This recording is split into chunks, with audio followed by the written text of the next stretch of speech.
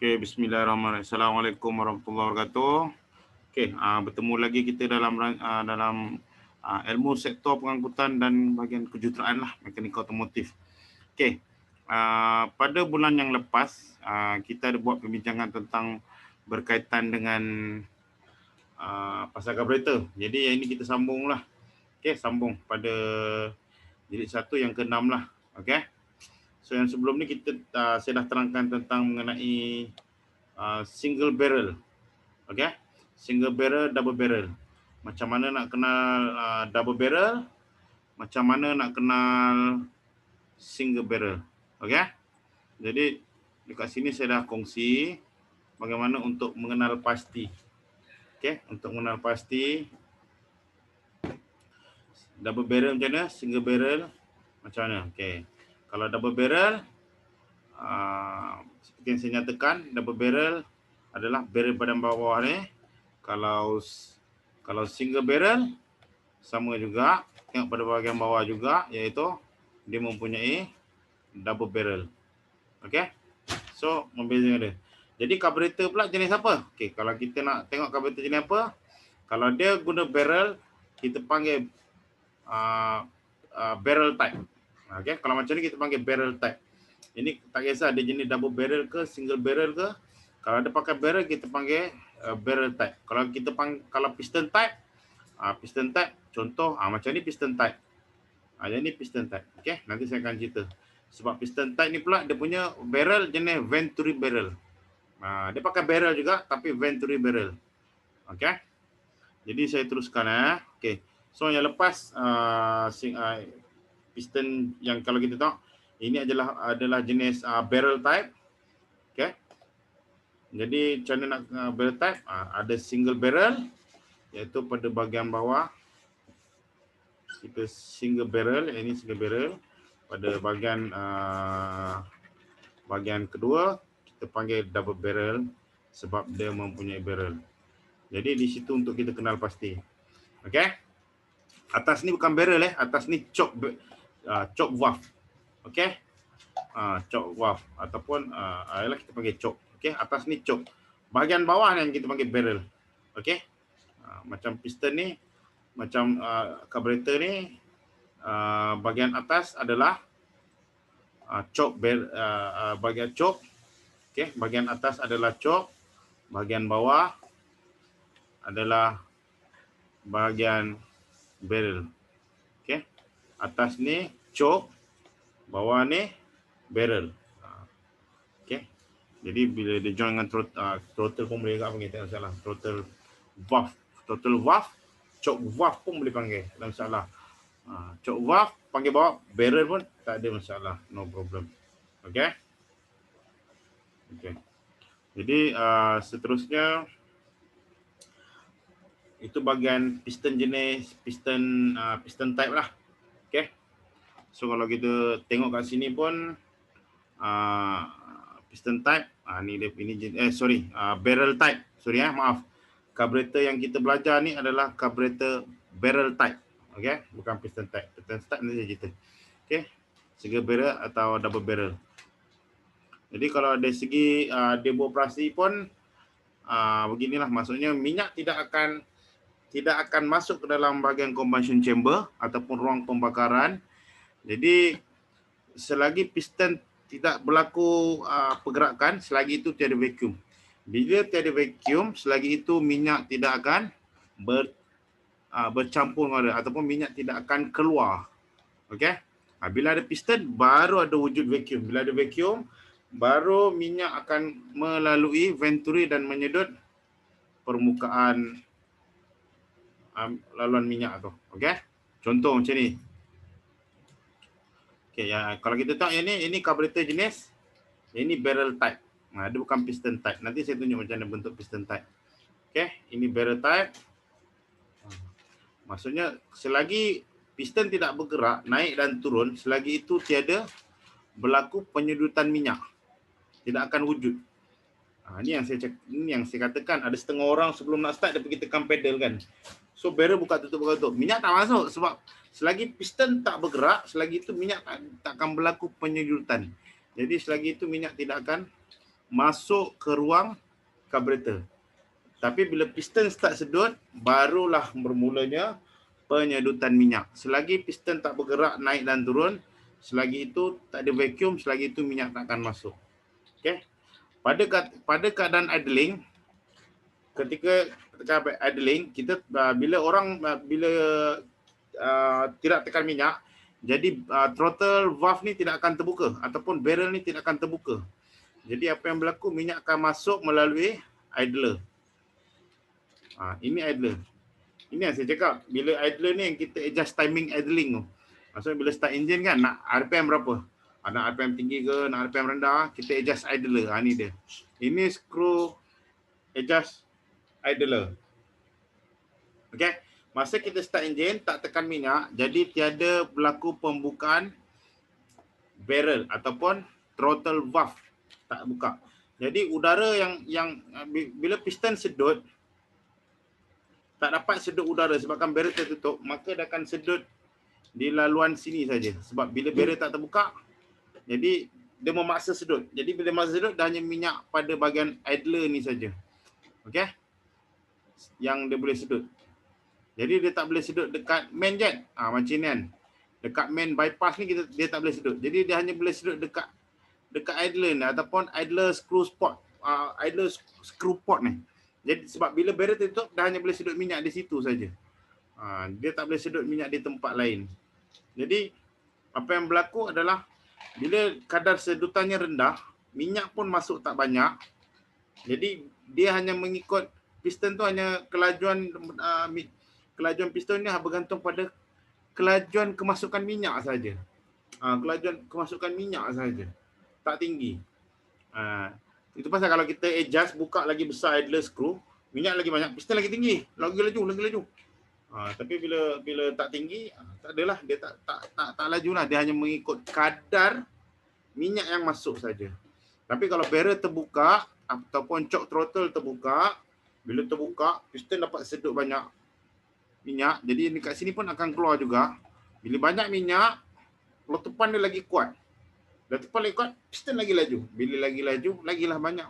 Lagi banyak udara masuk, lagi banyak nilai minyak yang akan masuk ke dalam combustion chamber ataupun ruang pembakaran, iaitu di antara piston dengan silinder head lah. Antara permukaan piston atas permukaan head piston sampai ke silinder head tempat valve tu, iaitu adalah permukaan combustion chamber tu. Itu kawasan tu saja. Okey. Okey, saya teruskan.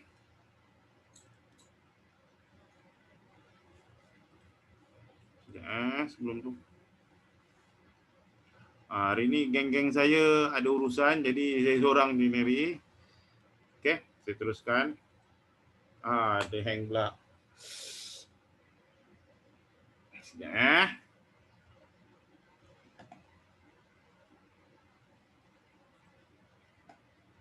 Okey, jadi dekat situlah berlakunya. Okey. Maksudnya kadang-kadang kita start engine kan, idler rendah je. Sebab dekat idler screw tu kita dah limitkan berapa nilai minyak yang akan masuk ke dalam kawasan combustion chamber dengan mengikut nilai minyak. Sebab bila piston sedut, tak dapat nak sedut banyak sebab throttle valve tertutup. Jadi dia hanya akan bergerak laju mengikut nilai minyak yang keluar pada idler screw sahaja. Idler pot kan, bahagian idler pot tu saja yang akan keluar mengikut nilai dia, dan bila terbakar pun ikut nilai itulah, nilai berapa banyak minyak yang ada. Okay. Responding sekejap.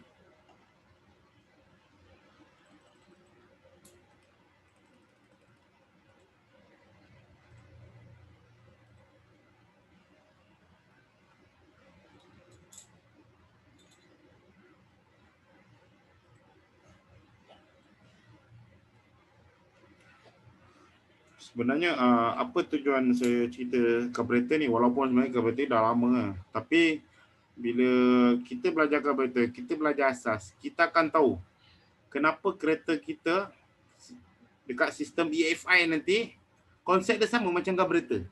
Konsep sama macam karburator. EFI nanti, electronic fuel injection nanti kan, masa saya masuk sesi nanti, kita akan nampak kenapa kena belajar carburetor. Sebab dekat carburetor tu sistem asas. Nanti masa dekat EFI, electronic fuel injection, kita akan nampak lebih jelas. Lebih terang. Okey. Jadi memang asas kena belajar. Lepas tu baru saya pergi ke yang teknologi lain. Contoh carburetor kena belajar dulu, baru boleh pergi ke injection, lepas injection baru boleh pergi common rail, semua. Sebab basicnya atas kena ada basic dulu.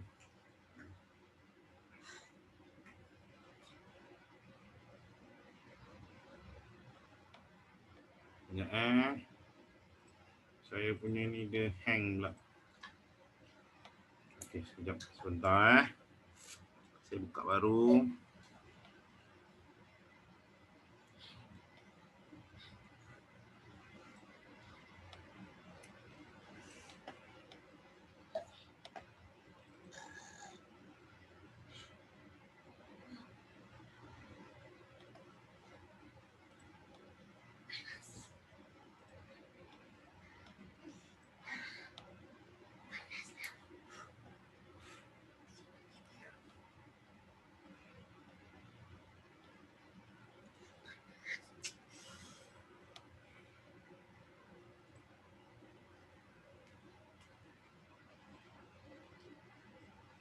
Jadi boleh nampak di sini. So bila piston tak dapat nak sedut udara yang banyak, dia akan sedut nilai mengikut idler spot saja, nilai idler port. Tapi kalau barrel terbuka, automatik piston akan menyedot, akan menghasilkan vacuum ketika piston naik turun dalam masa yang sama. Kejap saya lupa. Okey. Masa kat sini, kalau masa ini bila throttle valve tertutup, ni idler screw lah. So minyak hanya boleh disedut pada idler port saja. Okey, pada idler spot. Tapi kalau bila kita pusing idler screw, sinilah akan berlaku idling timing, tinggi atau rendah, ini ketika barrel tidak buka. Maksudnya kita tak tekan pedal minyak. Kalau kita tekan pedal minyak, itu adjust lain. Kalau kita tak tekan pedal minyak, kita adjust idler screw. Kita panggil idler screw. Okey. Idler screw. Okey, dalam so minyak hanya boleh sedut pada idler port sahaja. Okey. Kalau barrel terbuka ataupun throttle valve terbuka, automatik akan berlaku penyedutan pada main ataupun bypass dekat sini. Nampak warna merah, dia merah kan? Minyak akan masuk bersama dekat sini. Bila barrel terbuka, minyak banyak masuk, jadi piston terima banyak minyak, spark plug bakar, pum, api lagi kuat, piston akan jadi lagi laju. Lagi banyak buka barrel, lagi banyak vacuum masuk, lagi banyak udara masuk, lagi banyak minyak masuk. Terus bila minyak banyak masuk, bakar lagi kuat. Makin lama makin kuat, makin lama makin kuat. Okey. So itu untuk sistem dia lah. Okey. Okey, seterusnya. Jadi kalau kat sini kita boleh tengok. Ini saya dah cerita pada minggu lepas. Bagaimana sistem itu berlaku, bagaimana carburetor berlaku. Okey, masuk ke dalam intake manifold. Okey. Kalau kita tengok kat sini, ini kita panggil piston jenis barrel type. Okey. Piston jenis barrel type. Barrel type ni macam mana nak kenal? Pada bahagian bawah dia. Barrel type. Ini kita panggil barrel bawah ni. Kalau atas choke valve, bawah throttle valve ataupun barrel. Kenapa kita panggil double barrel, single barrel? Yang ini single barrel, yang ini double barrel. Nampak dua. Nampak ni pun double barrel. Kalau empat lah tengok. Okey. Dia banyak jenis. Okey. Kadang orang tanya saya kan, habis kalau yang double barrel Weber, okey. Weber kena ingat. Weber tu double barrel. Tapi piston, tapi dia punya carburetor jenis apa? Carburetor dia jenis barrel type, tapi untuk kereta apa? Macam 1.3 boleh pakai Weber tak? Weber ada juga keluar 1.3, tak ada masalah. Tapi dia buat single barrel, dia tak buat double barrel. Weber tu nama company yang buat carburetor. Carburetor untuk Weber untuk 1.3 ke ada? Bukan tak ada. Ada. Tapi dia buat single barrel dia tak buat double barrel. Tapi kalau untuk kereta yang 1.6, 2.0, 1.8, ada edition Weber yang keluarkan double barrel. Sebab kenapa nak double barrel? Sebab penggunaan minyaknya tinggi untuk 1.6 dan 1.8. Contoh macam BMW yang E30 tak silap saya yang pakai carburetor, dia pakai Weber. Dan Weber dia sama dengan Ford Escort gear pakai 1.6 juga. 1.6. Jadi dia pakai double barrel piston, dia pakai double barrel dan carburetor dia jenis barrel type dan dia pakai double barrel. Sebab diorang punya kilometer, kalau kita tengok dekat kilometer tu, dia boleh mencapai sehingga ke 200 km sejam. 220, 210, 200 km sejam. Kalau kereta yang boleh dalam keadaan laju 200 km sejam menggunakan single barrel, biasanya minyak dia tak cukup support. Jadi engineer design dua barrel, untuk satu low RPM, satu lagi untuk high RPM. Okay. Contoh kat sini kalau yang double barrel. Contohnya macam ni double barrel. Ni pun double barrel juga. Nanti saya cerita sikit double barrel ni. Kenapa berlaku double barrel? First barrel akan terbuka ketika dalam keadaan RPM rendah. Macam ni. Ni first barrel. Terbuka. Nampak? Ni first barrel akan terbuka masa dalam keadaan RPM rendah dan second barrel akan terbuka dalam keadaan RPM tinggi. Bergantung pada RPM, 4,000 ke 3,000 ke atas, 4,000, 5,000 dia buka. First barrel akan buka dalam keadaan low RPM, high RPM akan buka second barrel. Contoh, kalau double barrel, okey. First barrel akan terbuka masa keadaan RPM rendah. Okey. Kita bawa dalam keadaan sederhana ke bawah 3,000 ke, hanya satu barrel saja yang terbuka. Okey, ini untuk double barrel ini untuk double barrel. Hanya single barrel, hanya double barrel macam ni. First barrel, second barrel akan terbuka dalam keadaan RPM. Lagi laju kita jalan, second barrel akan terbuka. Dengan menggunakan apa? Kaedah nombor 2. Dia menggunakan tekanan vacuum kat sini. Kalau tak nampak ni ada lubang udara, bila udara masuk akan berlaku vacuum. Jadi vacuum ni akan bergerak menyedut, berjalan. Jadi dia akan buka second barrel menggunakan actuator. Okey, actuator. Actuator yang jenis menggunakan vacuum. Jadi double barrel, yang first barrel akan buka, yang ini akan join dengan pedal minyak. Okey. Yang ini akan terbuka dengan menggunakan actuator. Maksudnya dalam keadaan RPM rendah, dalam keadaan RPM tertentu, bila ada udara masuk, dia akan jadi vacuum kat sini laluan. Jadi dia akan menyedut. Bila menyedut jadi vacuum, dan vacuum tadi akan menyedut diaphragm dalamnya. Ini diaphragm ataupun kita panggil actuator lah satu ni. Kita panggil actuator jenis vacuum. Jadi dia akan menarik shaft ni dan membuka second barrel sebab dia nak masuk ke high RPM. Okey. Dia nak masuk ke high RPM. Tu saya cakap bila double barrel sebenarnya dalam RPM rendah single barrel, satu barrel terbuka, lagi bila dalam keadaan RPM tinggi, second lagi barrel akan terbuka supaya dapat support ataupun dapat membekalkan minyak yang banyak dalam satu kadar yang RPM tinggi. Itu tujuan kenapa diwujudkan double barrel. Untuk keadaan untuk support. Biasanya kereta yang double barrel ni, contoh macam Nissan Bluebird, tu double barrel kat tu. Dia punya carburetor tu double barrel. Okey, Weber pun ada keluar agak untuk edition tu. Macam Ford Escort gear 1.6 tu kan, tu pun double barrel juga. Sebab tengoklah meter dia berapa?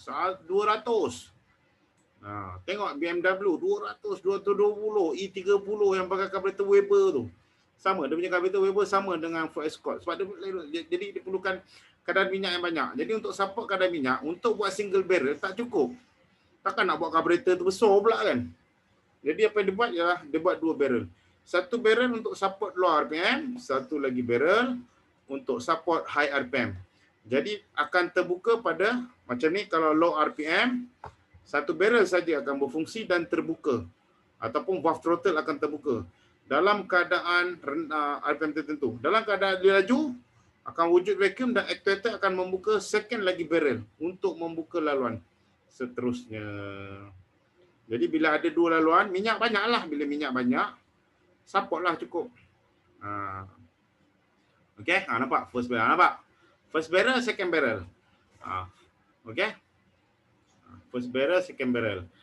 Kalau yang ini kalau kita tengok yang ini, saya tunjuk video yang kalau yang ini nampak, dia tak pakai vacuum, dia sambung aja shark dia punya throttle tu. Dia sambung saja throttle dia tu. Okay, dia sambung throttle dia. Yang satu lagi dalam keadaan tertentu vacuumnya. Ni terus sambung second, third. Nampak dua barrel terbuka. So pada low RPM, satu barrel saja yang akan terbuka. Okay, satu barrel saja yang terbuka. Ni low RPM. Second, high RPM baru dua barrel terbuka. Ni jenis tak pakai vacuum. Yang ni pula jenis ada vacuum untuk second barrel. First barrel pakai throttle bawah.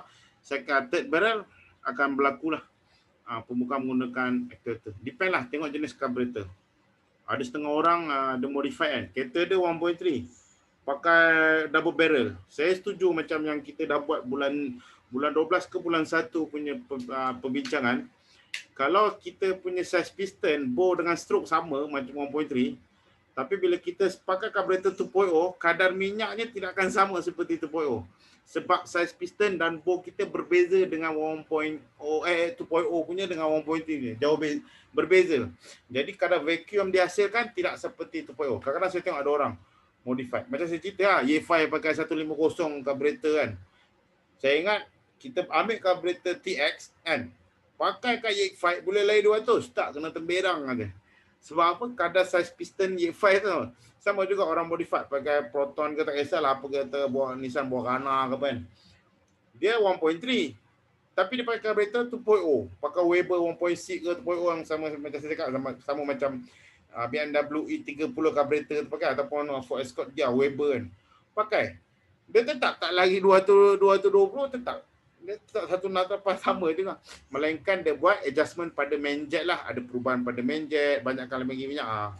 Itu pun tidak boleh selaju macam mana BMW. Contoh, BMW 2.0 ke 1.8 kan, yang pakai Weber carburetor, dia pakai carburetor jenis barrel type tapi double barrel. Saya pula pakai contoh saya pakai 120Y 120, saya pakai Weber ya, saya pakai Weber. Piston tak modified. BMW tu pun piston tak modified. 1.8 ke 2.0 tak modified. Piston dia piston jenis barrel type, double barrel. Saya pula 1.3.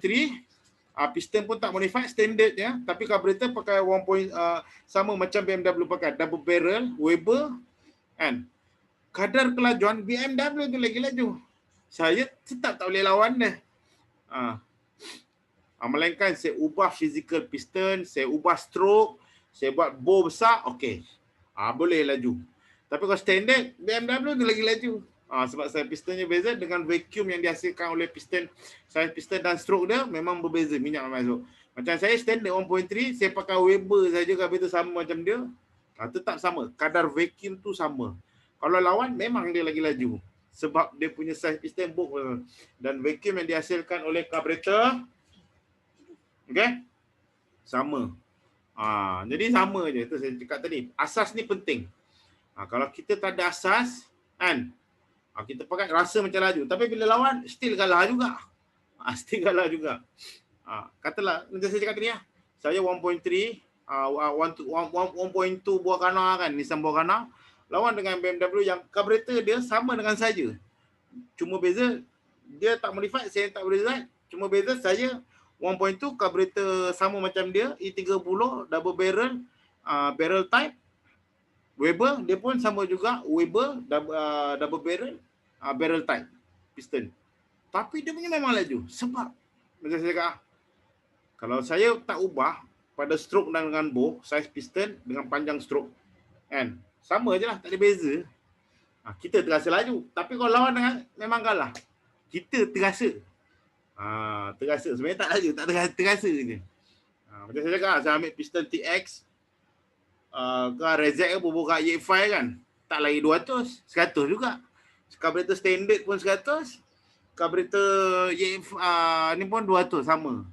Sebab apa? Kadar size tu dah menghasilkan kadar vacuum yang tertentu, tekanan tertentu, dan nilai masuk mengikut tekanan tu. Okey, tekanan vacuum tu, sedutan tu. Okey. Okey. Saya teruskan. So beginilah konsep double barrel ke, lebih kurang okey.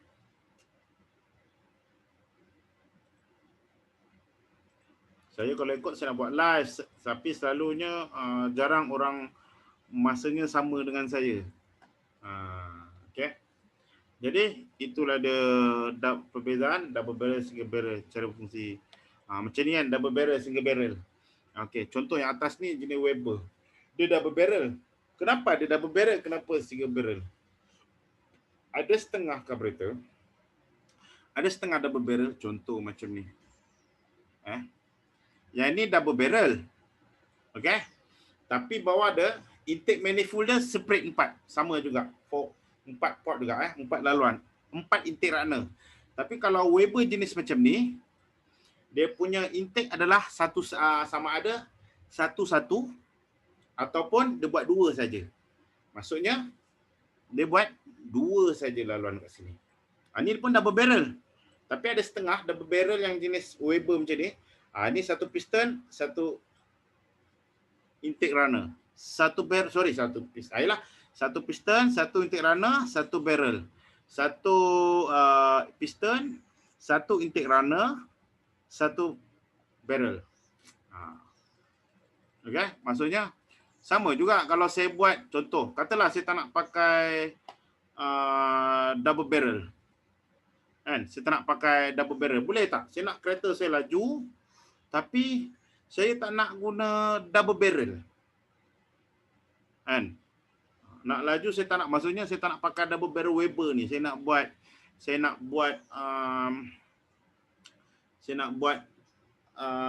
tak nak pakai double barrel, tapi saya nak buat banyak carburetor. Boleh tak? Boleh, tak ada masalah. Contoh macam ni.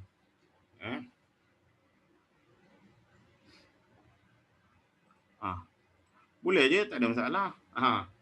Saya tak nak pakai double barrel. Okey, boleh, tak ada masalah. Saya buat macam ni. Boleh je, tak ada masalah. Saya tak nak pakai double barrel. Saya nak pakai satu barrel, tapi untuk 4 piston saya buat macam ni je. Satu piston boleh, tak ada masalah. Tapi yang jadi masalah bila kita nak adjust. Itu sebab kenapa diwujudkan satu carburetor boleh pergi 4 piston. Satu carburetor boleh pergi 1 piston. Satu carburetor biasanya satu carburetor akan pergi ke 2 piston. Sebab yang jadi masalah adalah pada adjust idling. Kalau saya buat macam ni, maksudnya saya nak adjust idling, saya kena adjust 1, 2, 3, 4, 5. Kan leceh bila nak siap kereta. Leceh tak adjust idling dia. Lepas tu nak adjust untuk high RPM pula. Dah papak kan.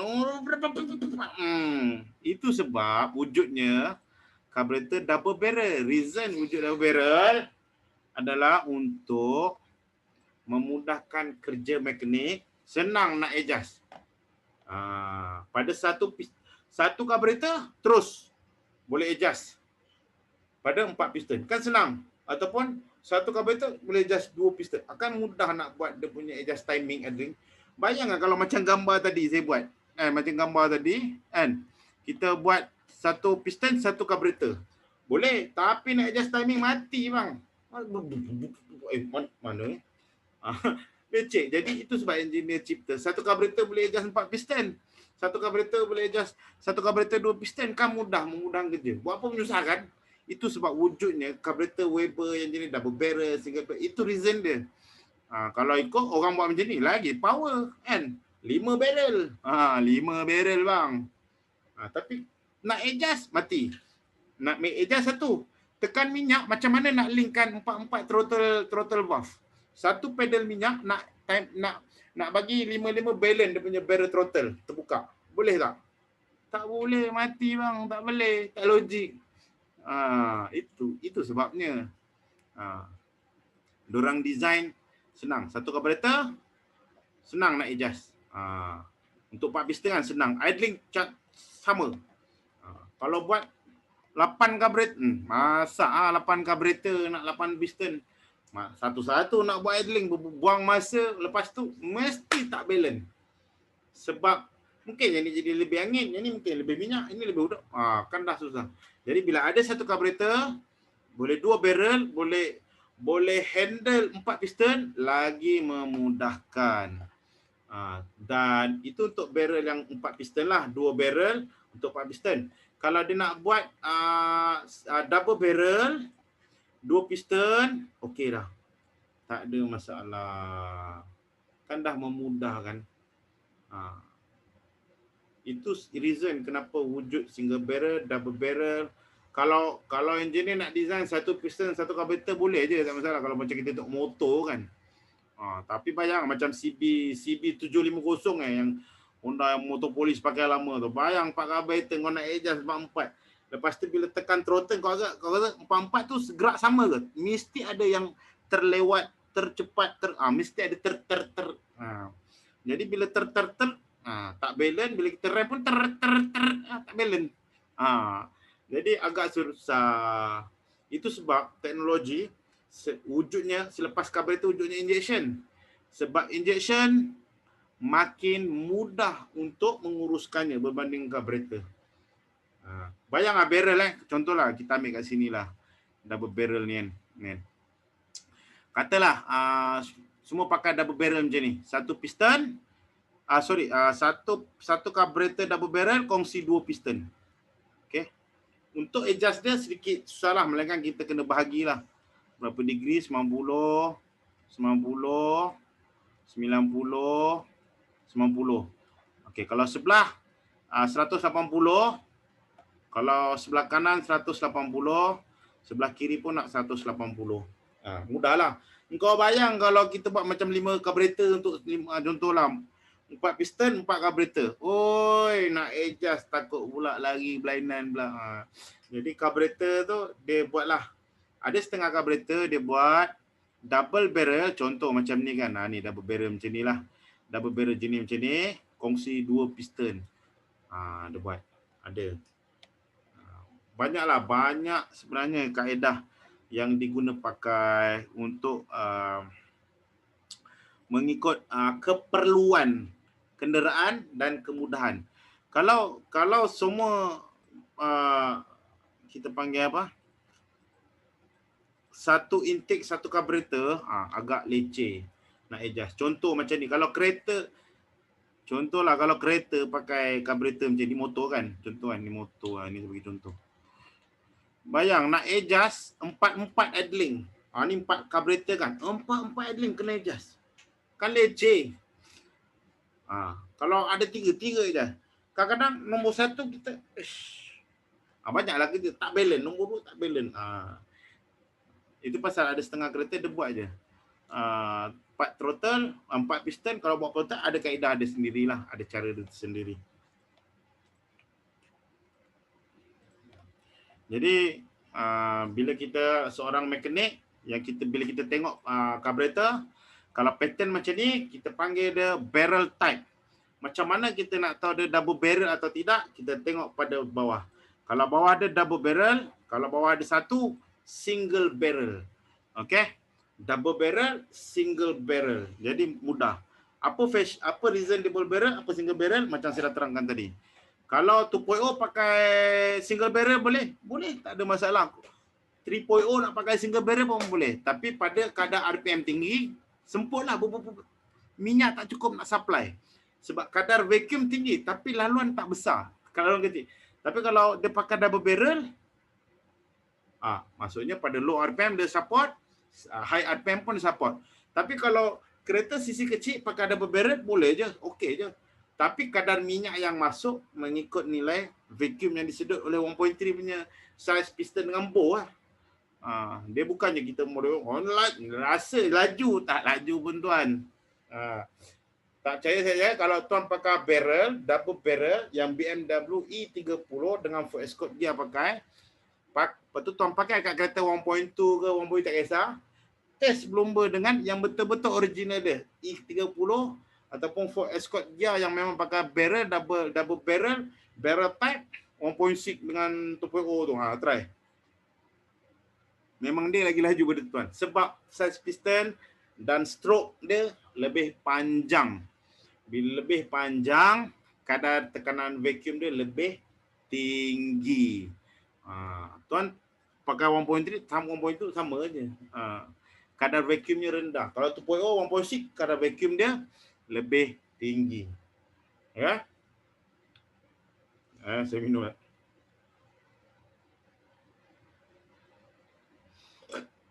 Hari ni kawan saya tak dapat teman sebab diorang ada sedikit urusan bersama keluarga.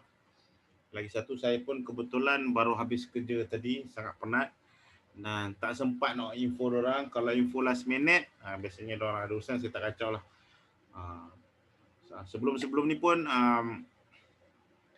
saya buat berapa lama tak buat, ada juga tak buat tadi sebab masalahnya kita orang ada nak renew lesen college, lepas tu ada penambahbaikan pada latihan.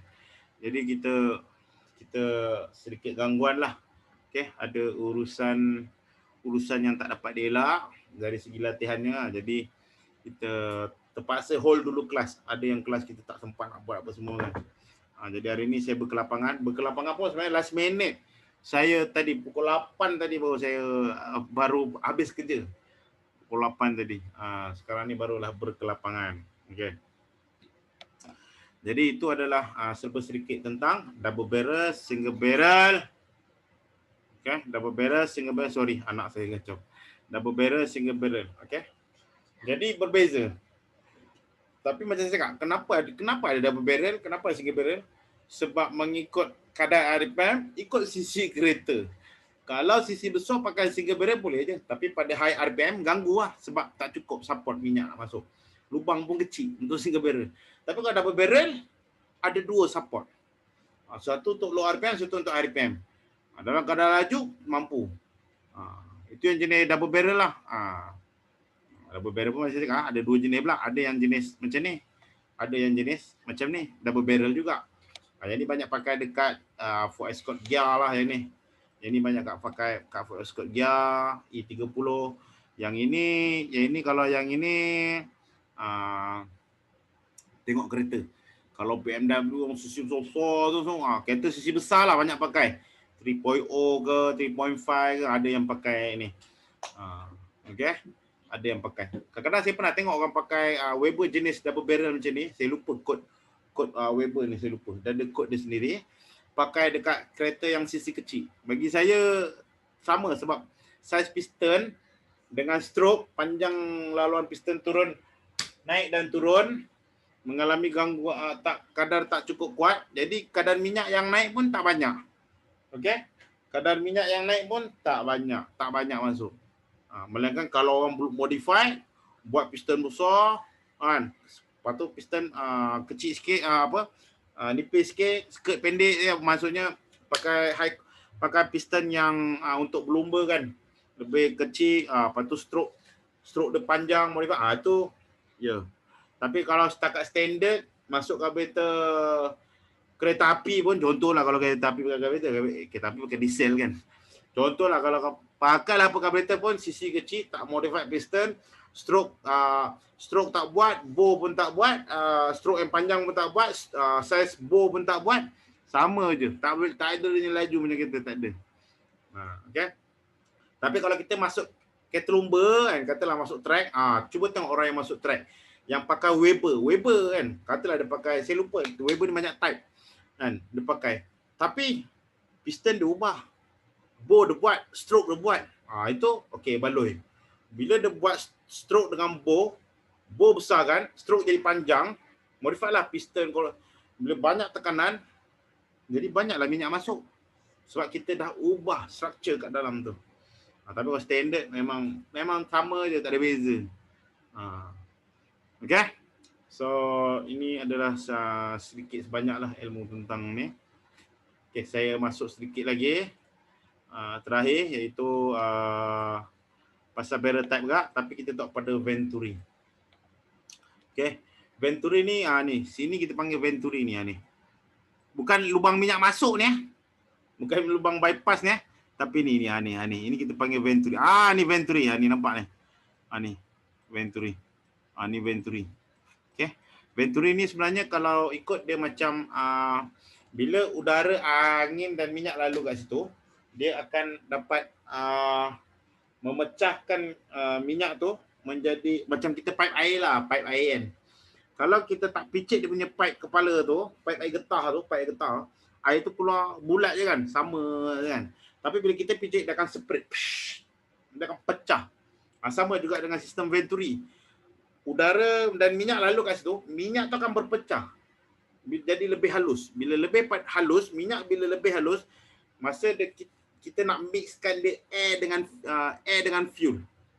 Okey?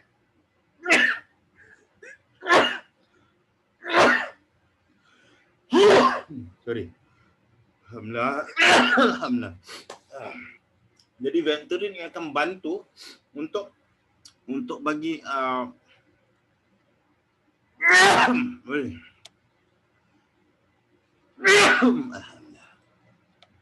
akan bantu dalam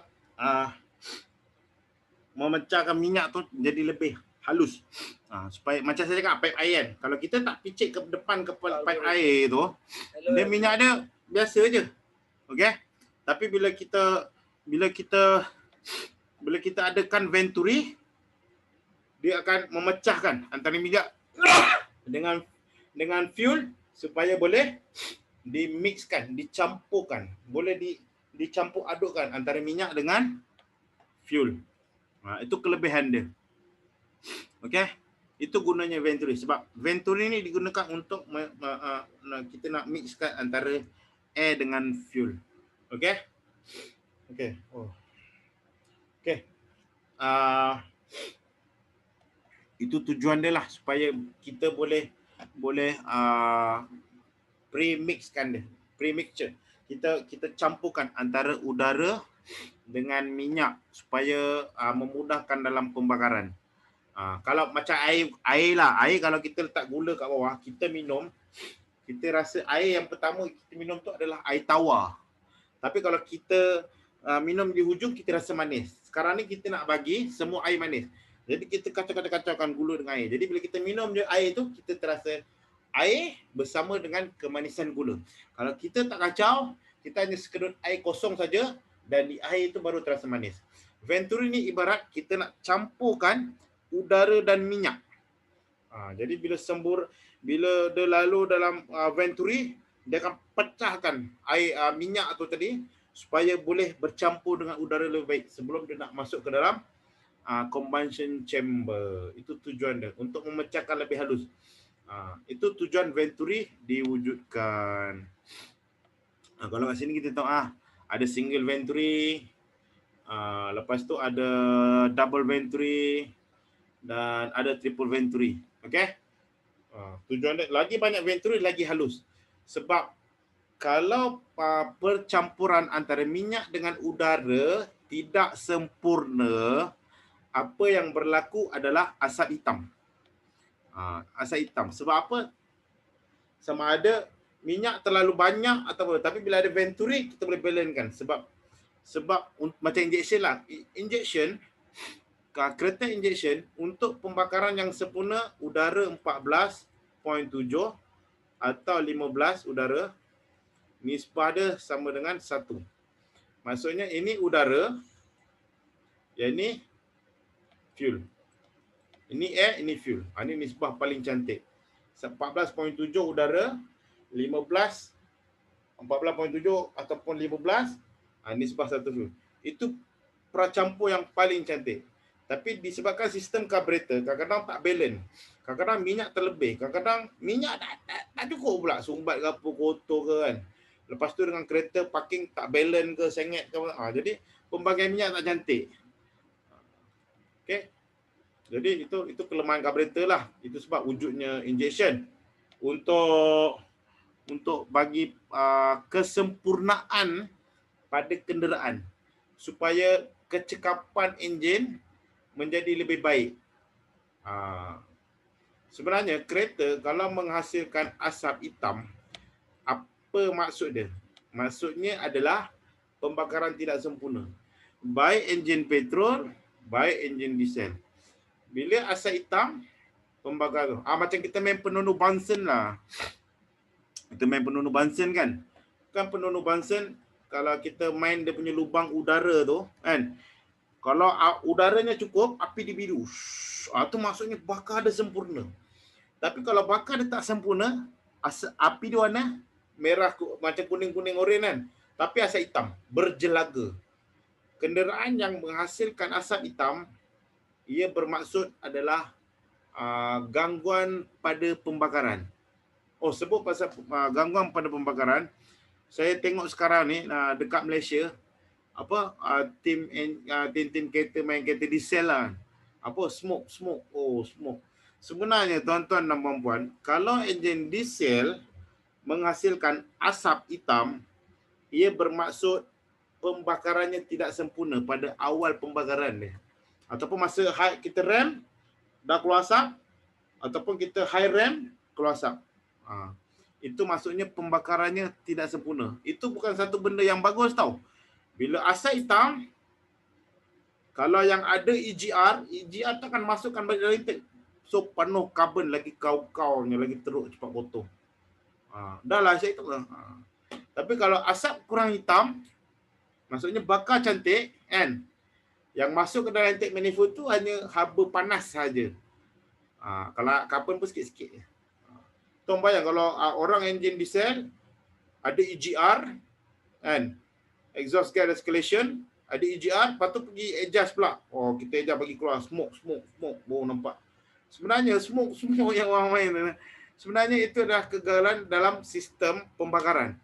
Mana-mana kenderaan, baik petrol ataupun diesel, baik petrol ataupun diesel, kalau asap hitam, ia bermaksud adalah kegagalan dalam pembakaran. Yang mana bahan bakar ataupun petrol ataupun fuel yang tidak dibakar dengan sempurna akibat daripada kekurangan udara ataupun pembakaran api ke, kalau petrol lah, api tak kuat ke, atau pembakaran dia rich ke, lean ke, banyak minyak ke, banyak udara ke, tak sempurna, asapnya hitam. Sama macam diesel. Diesel, kalau pembakarannya tak sempurna, contoh kalau yang pakai mechanical lah, macam inline, VE, VP kan, tak sempurna, spray patternnya bermasalah, asap hitam akan berlaku. Sebab dia tak dapat nak bakar dia punya, dia tak dapat nak burn, tak dapat nak bakar dia punya fuel. Jadi asap tu berjelaga. Pembakaran tu apinya tak cantik. Jadi pembakarannya berjelaga. Bila berjelaga, keluarlah asap hitam. Okay? Ada saya tengok orang, siapa nak buat diesel, buat smoke. Orang lagi nak elak asap hitam, dia nak buat asap hitam. Cantik lah. Saya pun tak faham. Tapi jadi knowledge, nanti ada masa nanti insyaAllah saya akan cerita bab diesel. Saya akan masuk bab diesel. Saya akan masuk bab diesel. Tapi step by step lah, sebab saya kena main asas dulu. Kalau saya tak main asas dulu, tuan-tuan tidak akan faham apa yang seterusnya dan seterusnya sampai bila-bila.